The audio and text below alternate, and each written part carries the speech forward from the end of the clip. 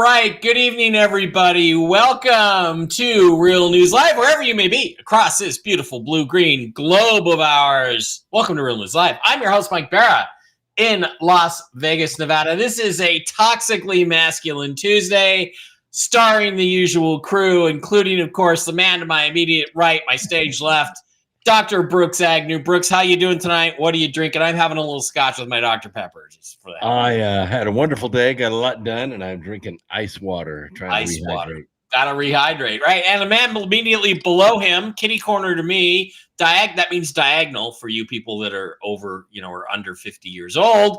Diagonal. It's TV's Blake Wally, the intrepid cub reporter for the New American Media. Blake, how you doing? What are you drinking? And the night shift hasn't shown up yet to the strip club there in Nashville. Yeah, it's early at 8 o'clock, so we'll get ready, prepared for later. Can't wait, but it's also exciting to be here, as always, and I will be drinking a little Maker's Mark. Maker's Mark, all right. Good stuff. And, of course, the fourth, but not the last member of the team, the cleanup hitter, the stud, the guy that you don't want to piss off because he'll shoot you 15 times very accurately with his 22. Steve Doran, the Trail Boss. Steve, how you doing out there in Arkansas? And what are you enjoying tonight? You enjoying a little alcohol or something else? Actually, I am rewarding myself with a cigar. I've got a Park Avenue Churchill. I'm not really drinking anything because I'm sitting by the fire on the ranch. And so it's kind of not conducive to having a drink in my hand because I can't do the show, smoke a cigar, and have a drink at the same time. Churchill, is that like a British cigar? No, tasty? It's actually it's just the type of cigar, like the size of it. Okay, absolutely cool stuff. All right, guys, let's get started.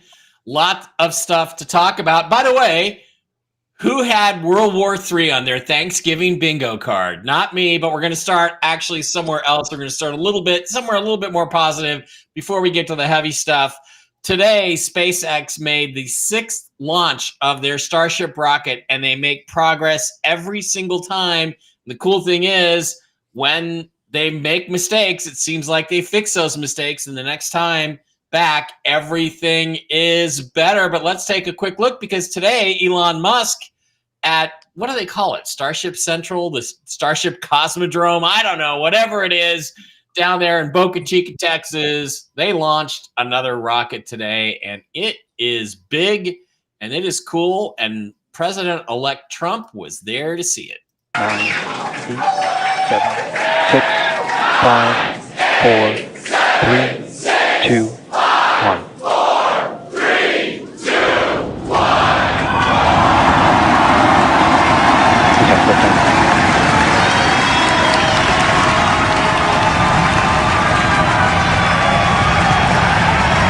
We're really trying to push this around.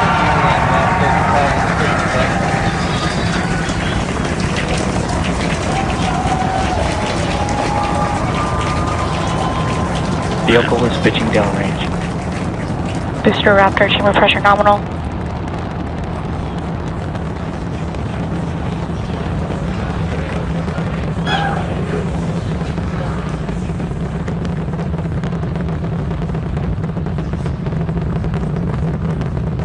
Booster and ship, avionics, power, and telemetry nominal.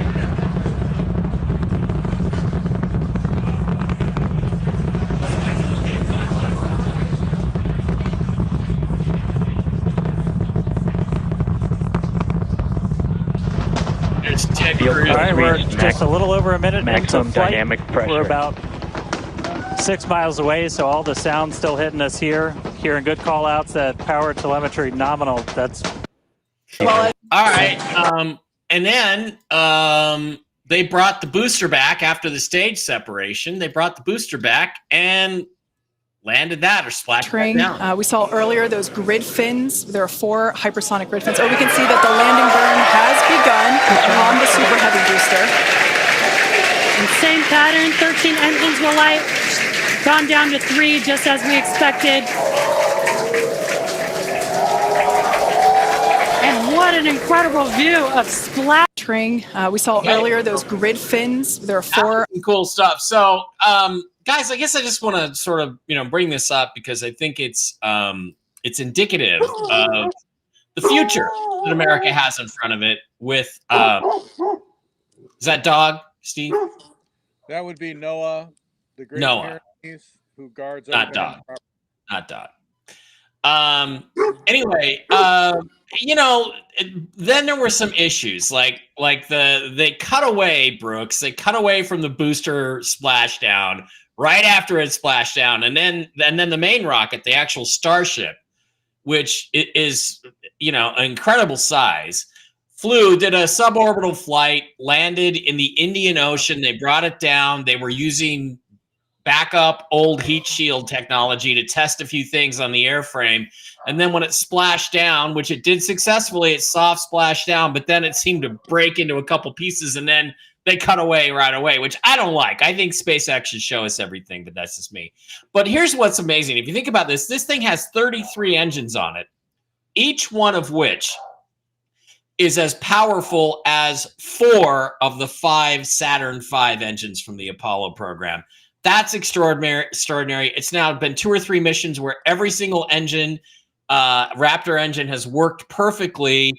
And Brooks, I kind of get excited here because I think if this pattern keeps going, they're launching like once a month now.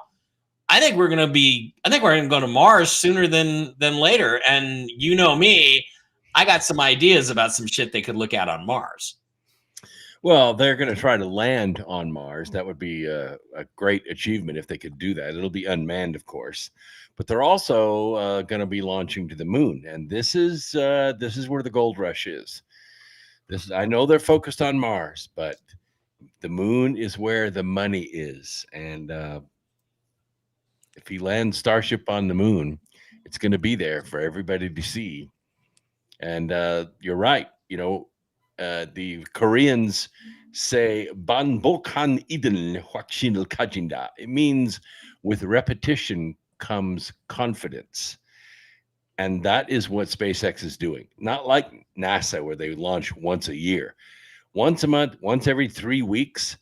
This is going to make the learning curve achievable, and pretty soon they're going to have reliable and repeatable systems that work every single time.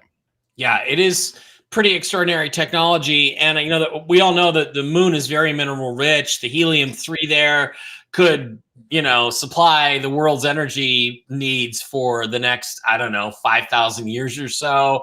Modern technology as it stands now. Blake, do you see anything significant symbolically about this? I mean, to me, I thought it was great because it's a sign of, where America's headed with the new dawn of the new Trump administration. Any thoughts on that, or anything philosophical you want to add, or just in general, do you think this is cool, or do you think it's a waste of time? No, I think it's amazing. I think, NASA's been a huge letdown over the years because it seemed like there's been a lot. I mean, the space station's cool, but maybe I don't pay a lot of attention to that. But I'm also looking at it as, the inefficiency of government, and then looking at this, private industry and Elon kind of doing this himself. So that is also very cool to see that human innovation without all these bureaucracy in the way. So yeah, it could be like the new gold rush or what have you, if we can somehow get to the moon and be able to traverse back and forth and do whatever they need to be done. Yeah, it'd be a whole exciting new chapter for human history if we survive. Yeah, it's almost like that movie Gattaca with what's his name, Uma Thurman. Uma Thurman, and what's his name, and who? Ethan Hunt. Yeah, where Ethan Hawke. Where they're Ethan Hunt is the Mission Impossible character Tom Cruise played, but yeah, where they're launching 3 times a week. Steve Doran, does this have any significance for you, or do you not really give a flying fuck what's on the moon or on Mars? And do you think it could be used as part of a disclosure process of disclosing stuff that we're not supposed to know that we have? Well, first of all, I love the fact that private industry is running circles around NASA. I always thought NASA was a big waste of money. I always refer to it as nasty because all they do is waste money. And then you get some kid with $50 in his pocket that gets better pictures with a disposable camera and a balloon than they do with a $50 bazillion camera lens. So it's always fantastic to see private industry outdo the government, which they do all the time. We know that anything the government does, they do it very poorly. So that being said, that my bodyguard dog. Anyway, that being said, I hope they go to the moon. As I said before, I really don't care about Mars. I'd like to see them hit the moon first.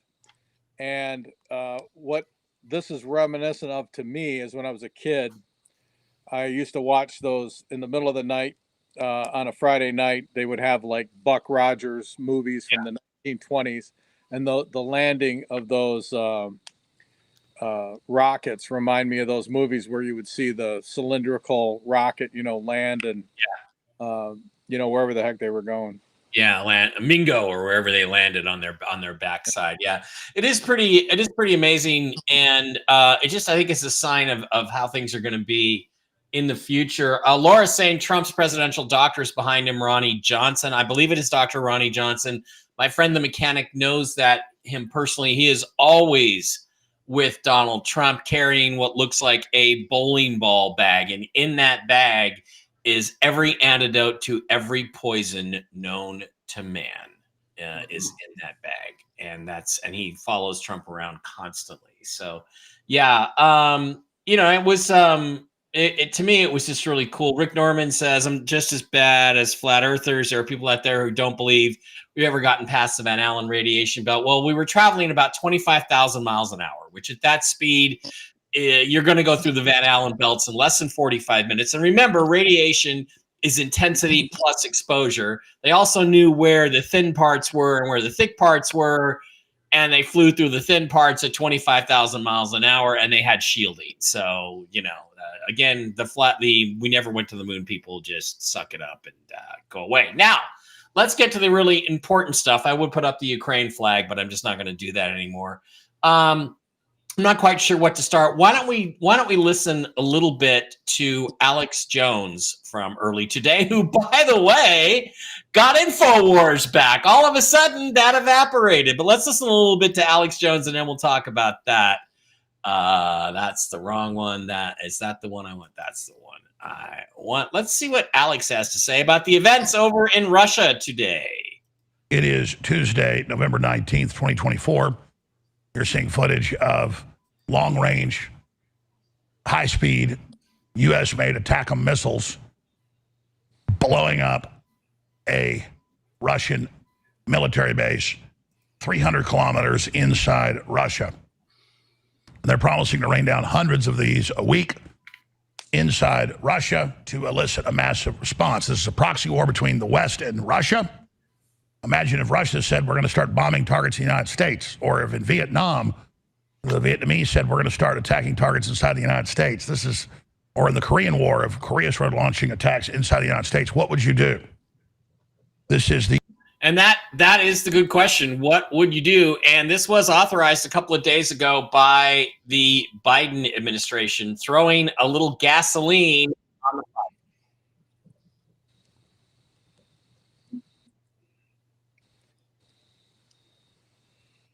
Am I the only one that can't hear Mike? I can't hear. Okay. I'm sorry. Your microphone went out. Yeah. Oh. Or it came disconnected or something. We can hear you. We can. Okay. Late today, President Zelensky saying the missiles will. All right. We can skip that. But, okay, here's the deal. The Biden administration did authorize the use of U.S. weapons, U.S. missiles on attacks inside Russia. This has not happened since Hitler invaded in Operation Barbarossa in 1941. Russia has not been attacked like this. This is a deliberate provocation by Joe Biden and Kamala Harris and their administration. It is an attempt to start an all-out war between the United States and Russia, or NATO and Russia, which is basically going to be the same thing, for the purpose, folks, of subverting the election that took place 2 weeks ago, because they're hoping that they can then argue, well, now we're at war. Joe Biden is a wartime president, or he's removed and Kamswala Horis is a wartime president, and they can't be removed during a war that evil Putin started, which of course is BS. But they are attempting to do this, I believe, simply so they can stay in power. And these are, in my mind, Brooks, both impeachable offenses.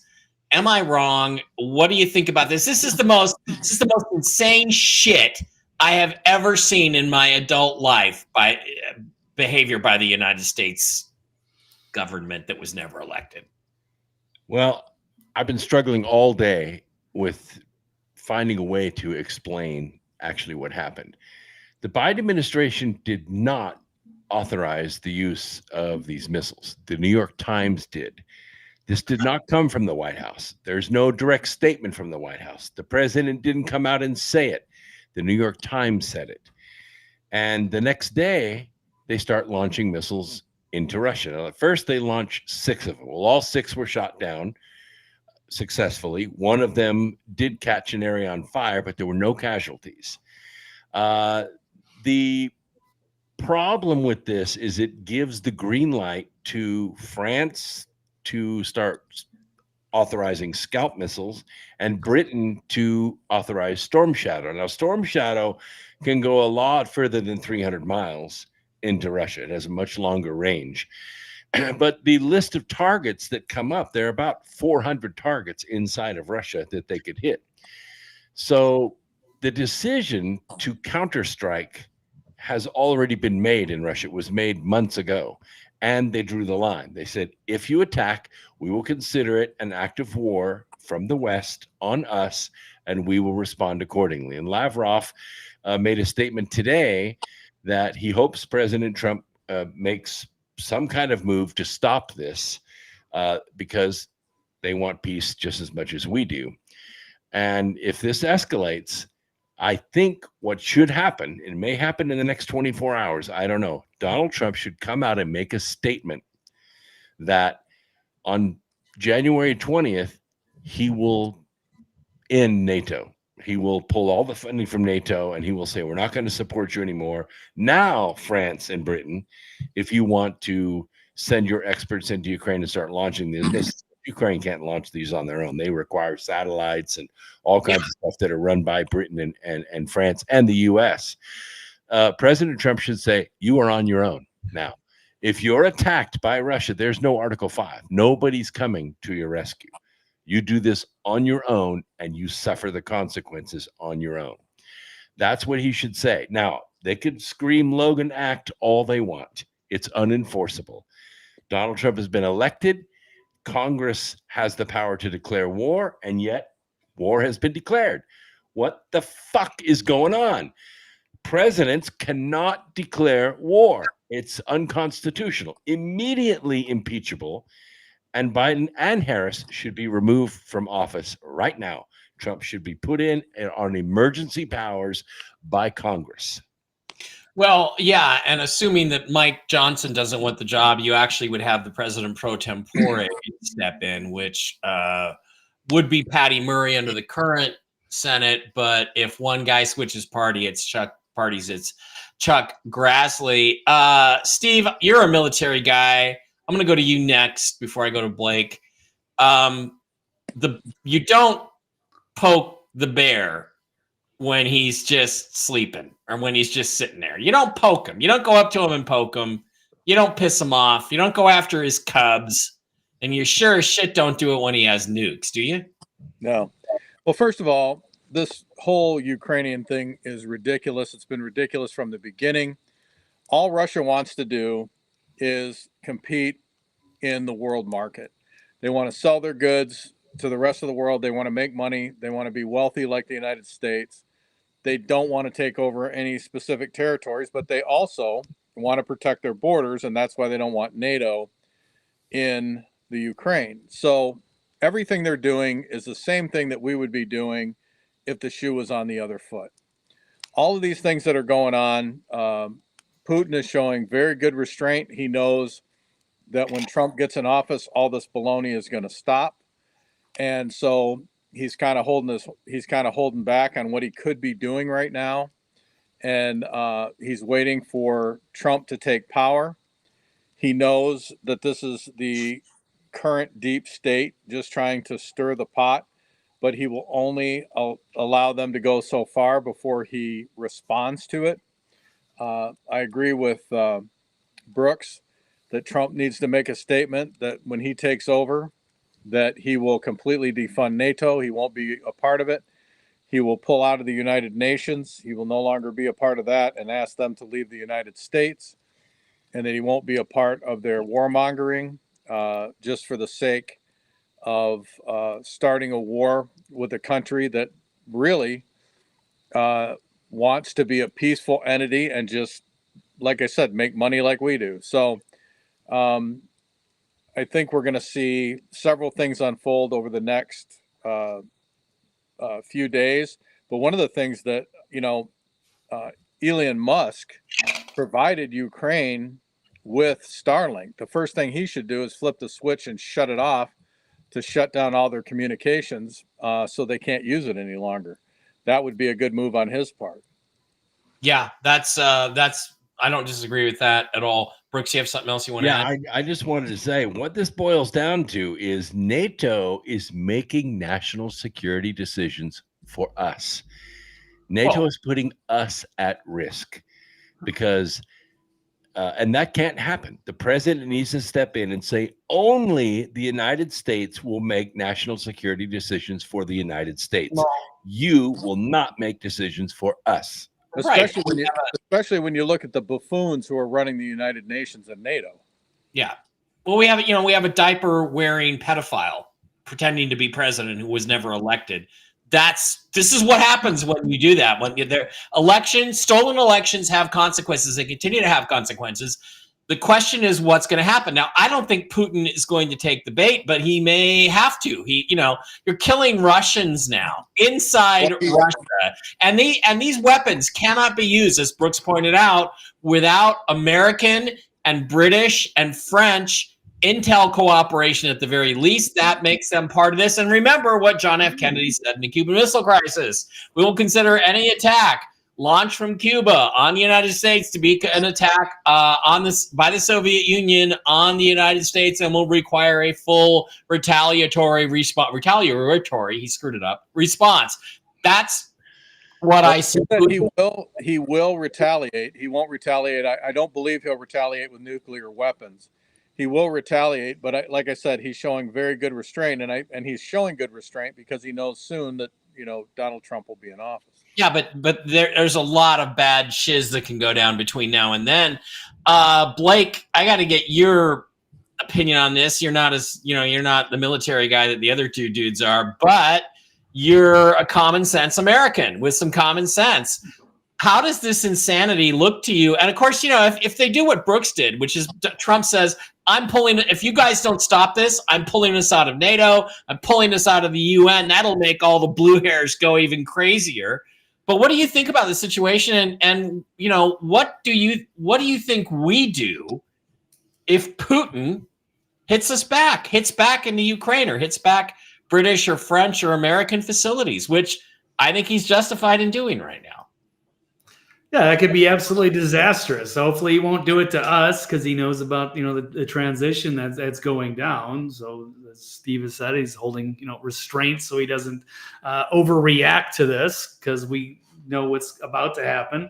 And as you say, Mike, this could be really bad if we're using our weapons and, NATO intelligence or what have you. And we should be absolutely pulling out of NATO if they're trying to push us into a war. I mean, you're poking the Russian bear. I mean, things have been relatively calm as far as I know. So all of a sudden, why do they want to go on some kind of crazy offensive into Russia when they know that this is going to lead us? He's not just going to sit there on his ass and not do anything. We just don't want to do a nuclear war. But we are funding basically a proxy war. We know Trump is also, calling for peace, and this is a lame duck period when they shouldn't be doing anything unless it's purely defensive and national security, which is clearly not. So it seems the obvious play is that they want to stay in power. If they can kick off a war going, use some emergency powers, then they stay there, and Trump is on the sideline. But that's going to be a battle all in itself. So we'll see. They're making a big move. Yeah, I mean, it strikes me that this is nothing more than a crass political move to try to keep the Democrats in power. Because look, the jig is up. Okay, once Trump gets in there, this war ends. Ukraine is exposed. And by the way, I understand Trump told Zelensky the next time he comes to Washington and the White House, he's expected to wear a suit and tie or he won't be admitted. I heard that one. That was good. Yeah, get out of your camo gear, dude. But this is the most corrupt country on earth. There's child trafficking, there's drug running, there's money laundering going on in that country. We all know this, and we've been all this money that we've been sending there is actually going back into the pockets of American politicians. And once Trump cuts that off, he cuts off the siphon there. That's it. They're done. Their side doesn't have any money sources left. So this is an attempt, I think, a crass attempt to protect that. And they don't care if they start World War III. And they don't care how many people die as long as they stay in power. So I got want people to die anyway. They want to reduce the population of the world to begin with. Exactly. So more people dying makes them happy.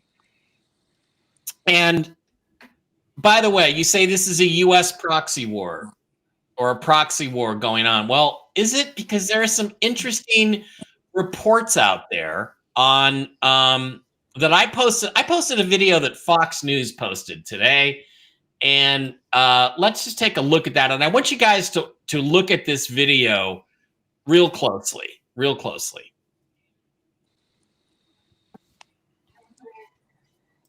By Russia to assist the 50,000 Russian soldiers preparing to retake Russian territory seized by Ukraine in August. U.S. officials tell me it was Putin's decision to expand the war and invite North Korean troops in to fight Ukraine that led to President Biden's reversal. President Zelensky referenced this while addressing the European Parliament today. Just north of Kursk, where 11,000 North Korean troops are deployed. Anybody notice anything interesting about that video that they would like to comment on? Anybody? Well, they're not North Koreans, not that I could see. They might be Asians, they might be North Koreans, but look at that guy in the middle. How many black North Korean soldiers do you think they are? I'm saying. How many black Russian soldiers do you think they are? I would say there are 0. These are Americans. These are American mercenaries, or I mean, they could be Asian. It's hard to tell from the crappy video. This video came from the BBC. It was repeated by Fox News today. Don't you think they're telling us that actually we're on the ground? If this is in Russia, then that means I think that there's American troops on the ground in Russia supplying and supporting logistically North Korean troops. Does that make any fucking sense at all, Brooks? Not authorized by Congress. Congress has 3 jobs: write laws, declare wars, yeah, and assess taxes. That's the 3 jobs that set the purse strings. That's what Congress does. Do your job. Congress needs to step up and say, this ends right now. You cannot operate under the War Powers Act and aggressively attack another country. It doesn't work that way. NATO has aggressively attacked and destroyed or taken over 63 sovereign countries since it was formed. This is a war between Russia and NATO, not Russia and Ukraine. All right, I agree with that, and also, if you look at this, there's also, by the way, a statement. Where is it? Let's slide over here. Serbian President Vučić says that Putin is not going to hesitate using nuclear weapons if necessary. If the security of Moscow is threatened, if Putin sees that there is no other way out, he will not hesitate for a minute. So we have this escalating situation going on there, guys. Blake, what if there's Americans on the ground there? What the hell are they doing there? And how did they get there? And who the hell is that black? I mean, if that is authentic video from Russia and those are Korean troops, what the hell's going on? You got any ideas? Not on that side. I figured they would, in Ukraine, maybe they could get people in there, mercenaries, Americans, but that would be totally bizarre. And that's another problem with Russia. If we get involved with there, they also have China and Iran as potential allies. I'm assuming they would take the Russian side, and then we're embroiled in the civilization-ending war. But no, I have no explanation for why there would be American troops being put into Russia as to protect against what? Because I don't even know if there's even an invading army to go into Russia. Sure, they could fire off some missiles, but where are they going to get the troops to go there? I don't know. It's very bizarre. Russia, Russia is currently using military contractors to fight this war against the Ukraine. So, it's not beyond reasonable, since they are using a mercenary force, to have people from different countries of different colors that are there assisting in the assault. I mean, that has been around since the beginning of time. Yeah, and you would know more about that than me. But Brooks, I mean, there are anti-Azov, anti-Nazi militias that were operating in Zaporozhye and the the whole Donbass region. Mhm. They've been there wiping these guys out since the beginning of this war, and you talked about it forever. Do you see this as being any of them? Is that some of these guys? Any thoughts on that at all, or do you know? I have two friends that were killed in Donetsk. One was from Texas.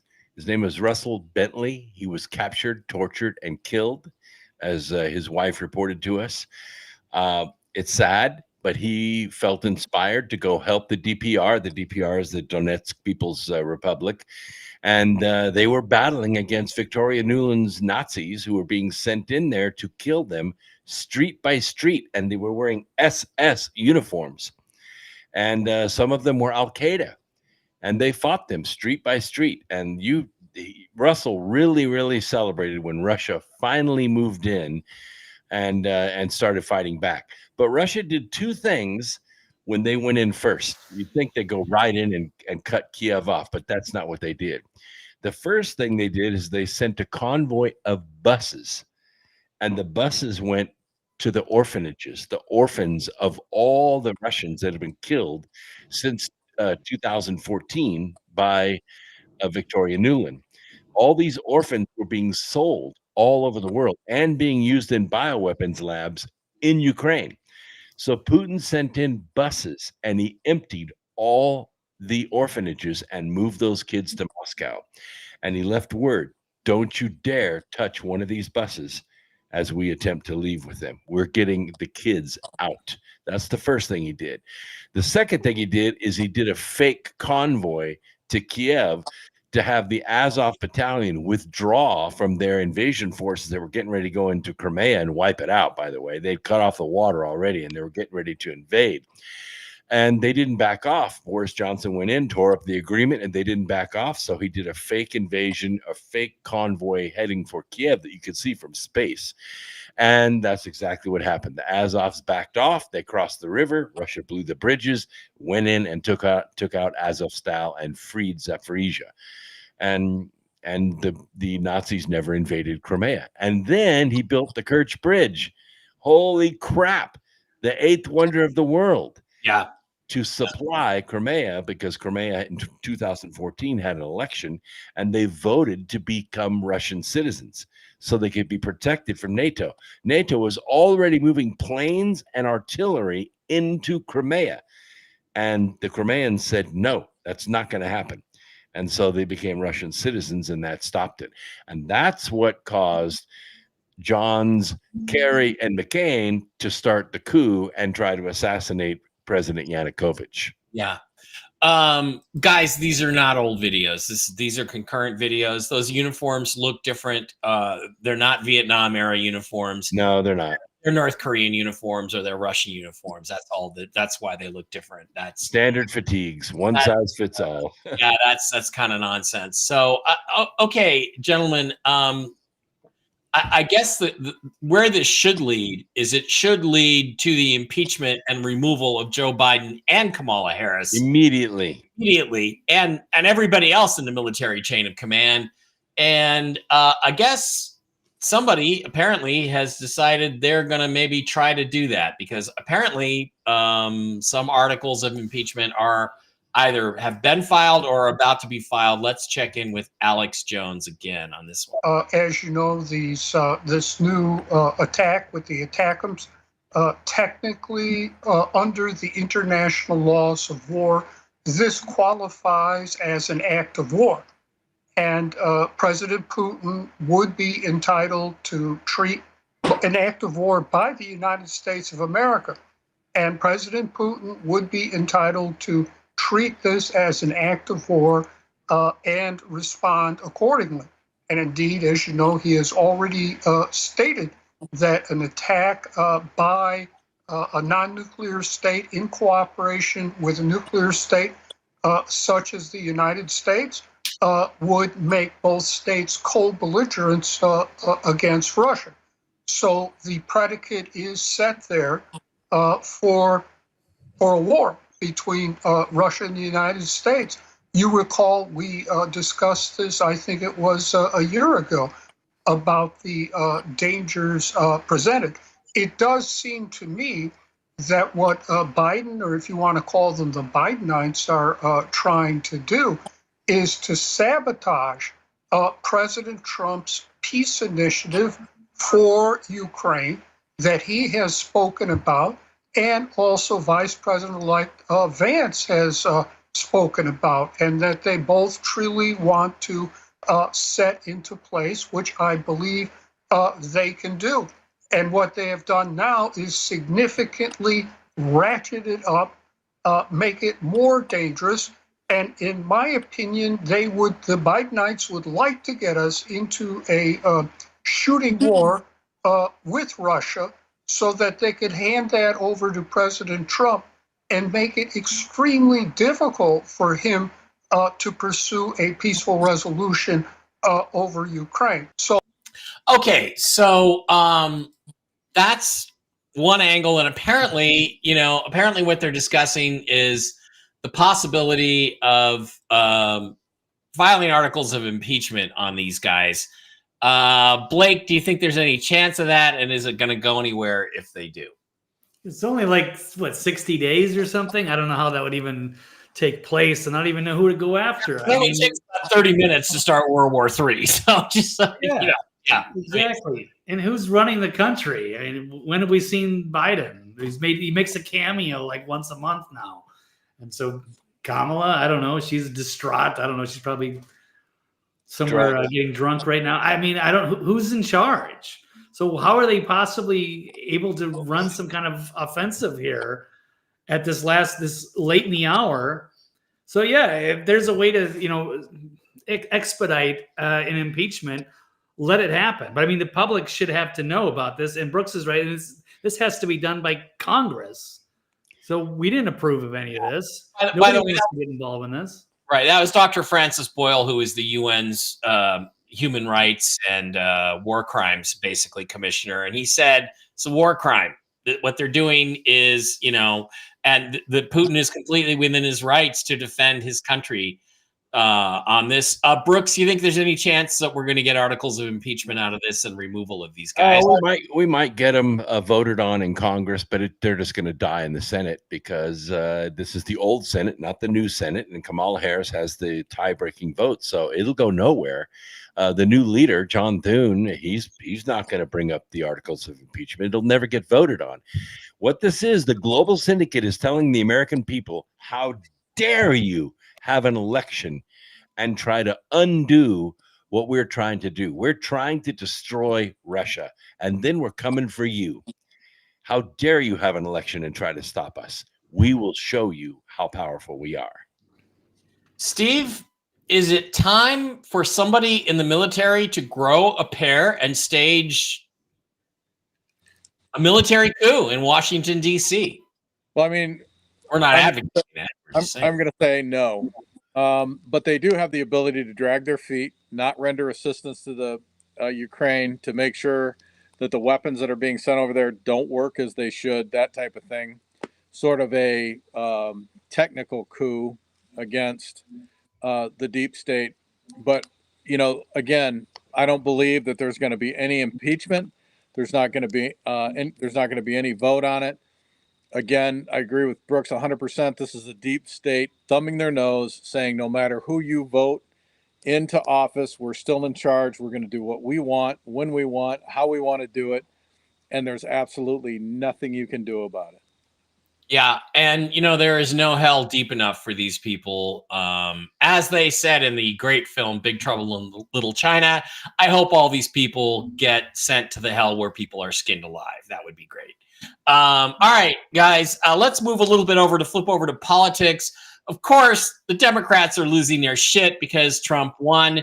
They've stolen now 4 Senate seats, which I fail to understand, and we should talk about this. Why isn't Trump or anybody talking about these 4 or 5? They're attempting to make it 5. They're attempting now to steal the Pennsylvania Senate seat. That got shot down by the Pennsylvania Supreme Court. They finally said, look, you know, it's over. Stop counting. The Republican guy won. But that still leaves 4 Senate seats in Wisconsin and Michigan and Arizona and Nevada, which were clearly stolen. And as somebody pointed out, does anybody ever remember where they kept counting votes for weeks and the Republican ended up winning? No, because it's never happened. It's always only the Democrat that wins. They have these people dead to rights. Why haven't the Trump administration acted on this? Any thoughts on that? TV's Blake Wally.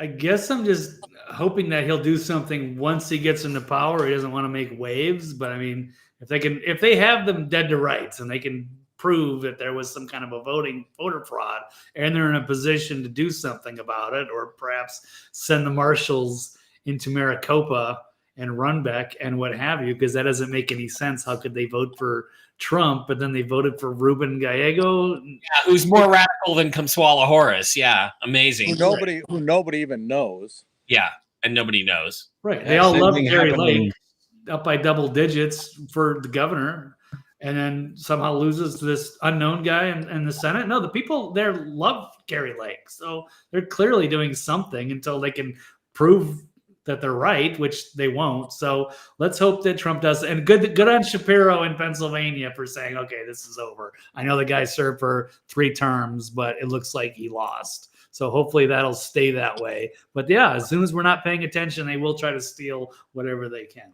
Brooks, why are the Trump and the Republicans not doing anything about this? I don't know. I mean, I know Laura Trump's on it. I know that her lawyers are there. I know they're trying to get lawsuits going. It's just not getting any press. We had the same thing happen here in North Carolina. Trump won North Carolina hands down. We have a super majority of Republicans in the House and the Senate. And somehow, this no-name, nobody knows him, no one's ever heard of him before, Josh Stein, a Democrat, wins governor. It makes 0 sense, but no one's saying anything about it in this state. Okay. Steve, what would you do if you were working for Donald Trump? And how would you be advising him on this cheating scandal that's been going on? Well, I mean, I would definitely have him making statements that once he takes office, that he will launch the biggest voter fraud investigation in the history of this nation. Mm-hmm. One of the things that is bizarre, especially in the state of Arizona, is you actually had ballots where they voted for the senator and they didn't vote for anybody else. Right. Yeah. So that is unheard of, that you have all these ballots voting for a guy that's unheard of, the Democrat, to get him the Senate seat, but they don't vote for president. They don't vote for the local officials. They don't vote for anybody, just the senator.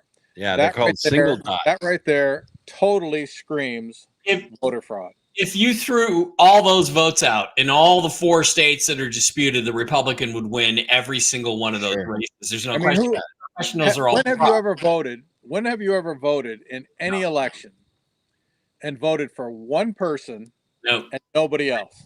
no living, breathing human being has ever done that. Well, they're called single dot ballots, and they're fraudulent. The thing about Arizona, when I had my meeting with Molly and Fincham face to face, now I had a meeting with them, and I said, look, you have to go to some special kind of certified paper that only the state has. And if ballots come in, if they're not on that paper, if they're printed on another paper, they are not valid. Well, somehow this multi-million-dollar operation that Katie Hobbs runs out there, they got a hold of blank paper, that's certified paper. And millions of these single dot ballots were printed in an operation that runs right there in Phoenix. And they just carry them over to the counting station and count them. And nobody stops them. Treason is treason, and the penalty for treason, I wish I could just say what I really want to say, but the penalty for treason is the death penalty. And it should be. There should be no prison sentence handed out. Once they're convicted of treason against the United States, in my opinion, they should be publicly hanged so that everybody knows that the deed was done.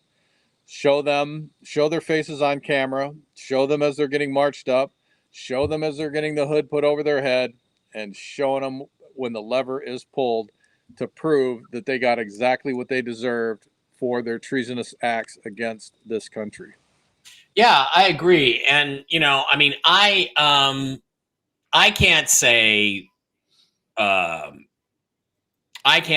but if you guys ever watch the Austin Powers movies where Dr. Evil is sitting there and his son goes, well, why don't you just, why do you have to hook him up to the sharks with the lasers? And why don't you just shoot him in the head? Just shoot him in the head. It's like, there you go. There you go. That's what I want to do. All right. Now, why is this important? Because if you have 57 votes in the Senate, guess what? You have basically enough of a majority that you can get any of your cabinet picks through.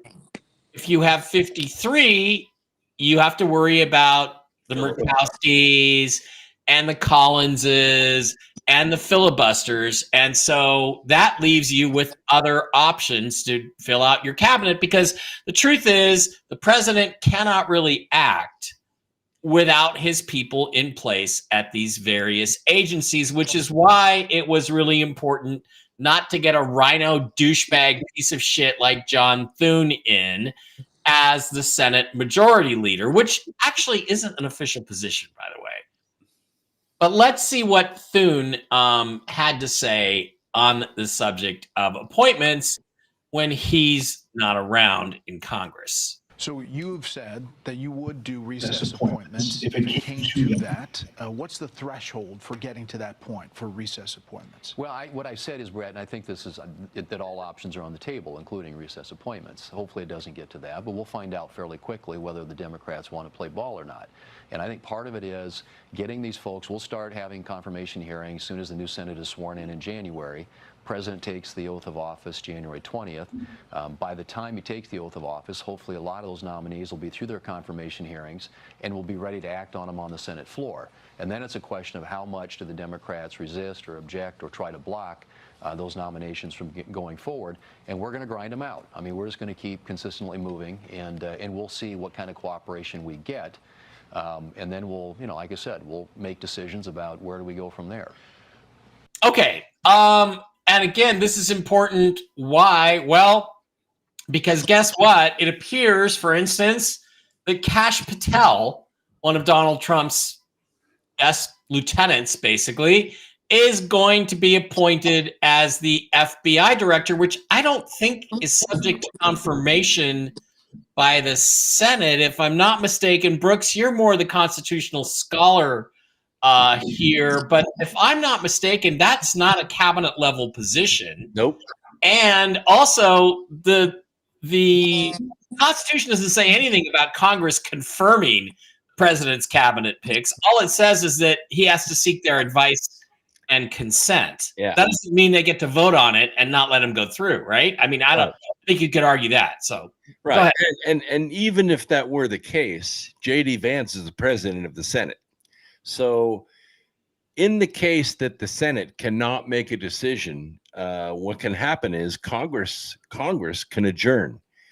And the Senate under Mitch McConnell never adjourned. They just said, well, we're going to take kind of a potty break. You know, we're not going to adjourn. That's how they beat Obama when he was a lame duck president and tried to get, Merrick Garland in as a Supreme Court justice.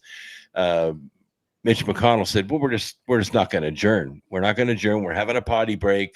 We're still in session, and we're not going to give you your pick. So Obama's term expired without him being able to pick a Supreme Court justice. That's when McConnell kind of had all his corpuscles working. Now he doesn't. But if Congress adjourns, Article 1, Section 3 allows the vice president to adjourn the Senate. Actually, the president can order the adjournment of Senate because they're not agreeing on when to adjourn. When that happens, all the picks go through. Just like that.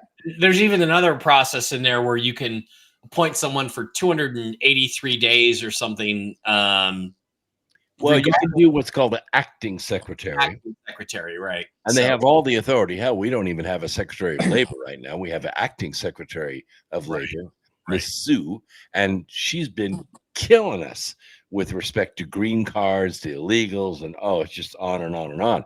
The acting secretary has all the power the secretary has without the Senate approval. So when Thune says it depends on if the Democrats are going to play ball, they're not going to play ball. They're going to try to block every single one of these guys, especially the guys that they view, like Kash Patel, as existential threats to their criminal syndicate, the crime family of Washington, D.C.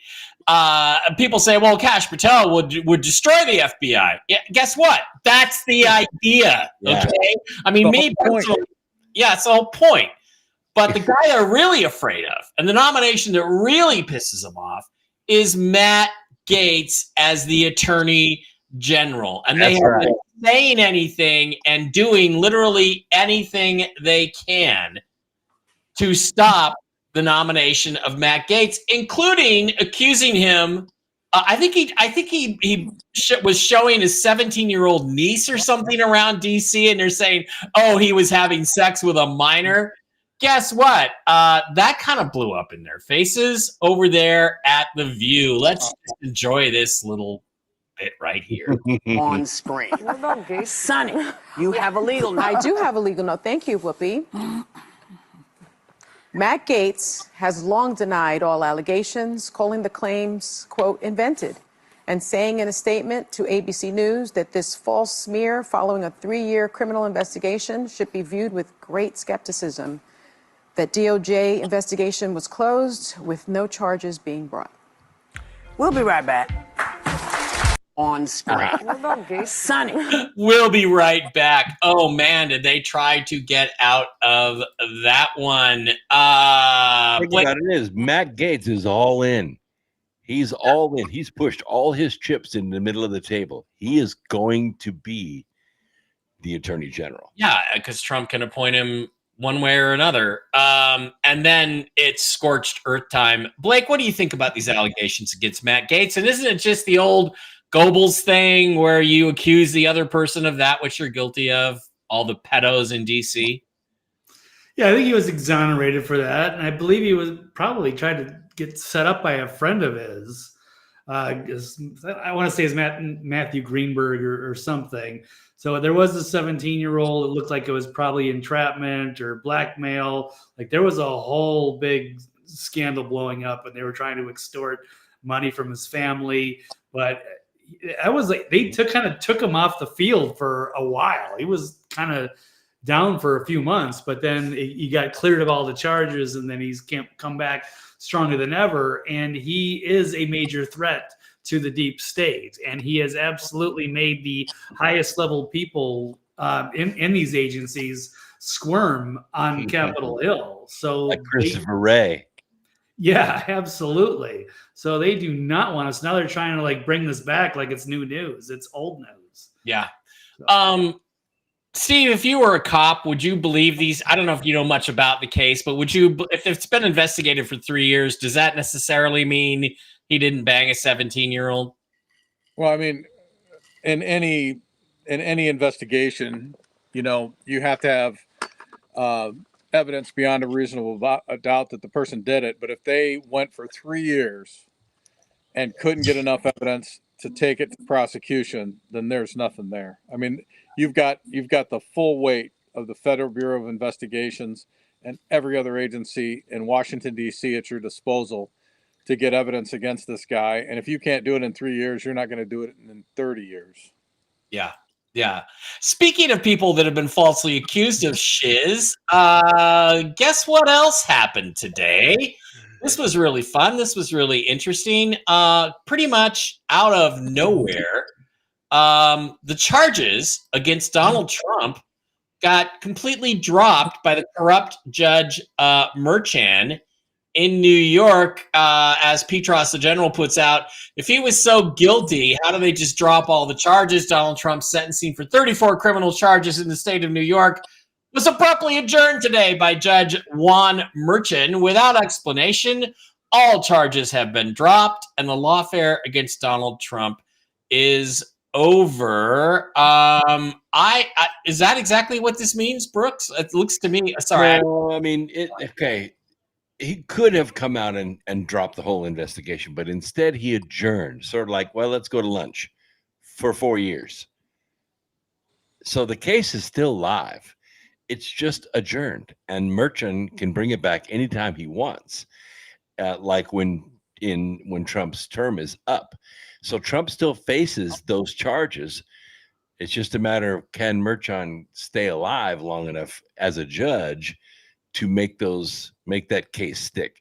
Instead of adjourning, he needs to drop the case, but that's not what happened. Okay, I thought we'd get clarification on that. Blake, any thoughts about these 34 ridiculous charges? And I just think we should, there's all kinds. Merchan has all kinds of conflicts of interest and probably should be impeached. Any hope that they're going to do anything like that with this guy? Yeah, they should absolutely retaliate on him. He should have recused himself right away. He's clearly a biased, and he's an activist, and his daughter was an activist. This was part of a lawfare campaign. So as far as I'm concerned, he should be disbarred, and then he won't have any power anyway. But he's an imported Colombian judge. Yeah. Guess who he works for? I wonder. Yeah, exactly. Who do you think he works for? Any thoughts on that? Well, obviously he works for the deep state, but if you look at the current administration, you keep hearing them say things like, let's just have a smooth transition. There should be no retaliation against the current administration for anything that's gone on in the last 4 years. Everybody should just walk away with a clean slate. Let's all be friends. So they know that with the people that Trump is trying to put into place, or will put into place, that they are going to get their asses handed to them, and they're trying everything they can do on their end to limit the damage. By him adjourning the case, he can then say, well, I didn't want the president to have any problems while he was in office. I adjourned the case. I'm a good guy. You need to leave me alone. There was also, I think, if memory serves, the Supreme Court actually said that they believed that everything that was brought up against Trump was malicious prosecution, and sanctions should be handed out to everybody who was involved. Yeah, good luck with that, though. So, I mean, it feels like if Trump gets in office, he gets the attorney general appointed. They most certainly can sanction him. They most certainly can go after him criminally for all of the things that they did wrong. So Trump has a very good chance to get rid of all these idiots once he takes office. Yeah, and look, there's no question that if this guy has done more than just this. Okay, if he is this corrupt, then he has done a lot more than this. And I say, let's just let Matt Gaetz and the DOJ go after him and find out what other stuff he's been. Well, all of them. I mean, that's the same with every one of these people. It's not just a one issue situation. I mean, they've been involved in so much criminal activity, so much corruption. You watch when he takes office, all the things that are going to come out to the general public of all the things that these people have done. Yeah, it's a great opportunity actually to expose all this stuff. Brooks. Well, by the way, looks like Steve's going to get his wish. The Trump administration, the Trump family, is suing every single officer personally that set foot on Mar-a-Lago, and this is totally being pushed by the First Lady, but it's going to go through. And the Supreme Court's going to let it happen because there's a Supreme Court decision called Bivens versus 4 unnamed FBI agents, and Bivens won. So they're suing under that precedent, and they're going to sue every single one of those officers. This is great because this is what the Scientologists do: is they sue people personally. Even when the IRS was after them, they sued every single one of the IRS agents that was involved in the investigation. And these people had to go out and spend their own money and hire their own lawyers. And gosh, all of a sudden, Scientology was designated as a legitimate religion with tax exemptions. This is a great thing about lawsuits is they can pull out more information than they can in a criminal case. Yeah. So, once this stuff starts coming to light and these guys are really looking at, like you said, hiring their own attorneys and losing everything that they have in these lawsuits, they start spilling their guts to try to divert the pressure off of themselves and put it on to other people, which brings other issues to the forefront, and they start working on those. So these lawsuits are very, very important to obtain more information than you can in an actual criminal trial, because they don't have the right to remain silent. All right. That's true. They don't. Oh, look what happened to Corey Good. All right, boys. Anything else anybody else wants to talk about before we wrap up this show? I mean, I think the big thing right now to watch out for is World War III. Blake, you got any final thoughts? I don't remember what else was in the news today, honestly, off the top of my head. I mean, it's obviously we're waiting to see the appointments. Hopefully we see Kash Patel. I know that there's supposed to be some kind of a bombshell FBI director, and that's all signs seem to be pointing towards him. So I like seeing that. And of course, there's going to be some hurdles for Matt Gaetz as the deep state is freaking out about that appointment. They're scared about many of these. I don't like the Rubio one, but that's a side issue. It's good that we have some interesting new cabinet members, assuming everything goes smoothly. But of course, it looks like the deep state is making their move, obviously, with this with this attack on Russia through their little puppet Zelensky. So we all have to be, aware of that and prevent that from escalating any further. So, yeah. I got some thoughts about the Rubio thing. Okay, hit it. Well, I think this is Operation Nikki Haley. What they're trying to do is move Rubio out of Florida as a senator so that DeSantis can replace him with another Republican senator. They've been trying to move Rubio out for a long time. Right. This is an opportunity for that to happen. And Rubio's taking it because he thinks it's going to give him some gravitas on the international stage, so we can. Well, it's going to give him the ability to raise money, just like it did Nikki Haley. Okay, Steve, any thoughts about anything else going on in the news in the world right now that you would like to share? Well, like I said, my thing is the deep state is not going to roll over. They're not going to go away. We're going to see some amazing things that we've never seen before in the coming weeks, up until and after President Trump is sworn as president of the United States. It's going to get ugly, and it's going to get mean. And like I said, it will boggle your mind, the things that you're going to see transpire in the next several months. Well, there's one more thing of great hope. Today we officially entered the age of Aquarius. Whoa. And the end of the age is when the second coming of Christ begins. So there are great moves that are going to take place in redeeming the earth. We officially entered the age of Aquarius today. And as an Aquarian, I'm all ready for that. And remember, guys, we're in the apocalypse. The apocalypse means the lifting of the veil. It is the lifting of the veil and the exposure of the truth that will cause the sovereignty, the global sovereignty movement to take off and everything to change. Guess what? The French get to be French again. The Americans get to be Americans again. It's feeling pretty good. Maybe that's why Elon launched today. Maybe he's following his astrology. I don't know. I can't wait for mass deportations around the world. Yep. It's going to be so much fun. And it happened before. This isn't the first time it's happened. No. So it happened before, and so I can't wait to see it happen again. Yeah, it'll be fun because we didn't get to see it on TV last time. All right, guys, thank you for being here. Everybody, thanks for the roundtable. Be concerned about World War III. Be concerned about those moves. Watch the financial markets tomorrow and Thursday, but more tomorrow. Just watch them. That's all I'm going to say. Watch them. Love you guys. Thanks for being here. We'll see you next Tuesday. Stay masculine, ladies. You stay feminine. And get out there and make us a sandwich. We'll talk to you next week.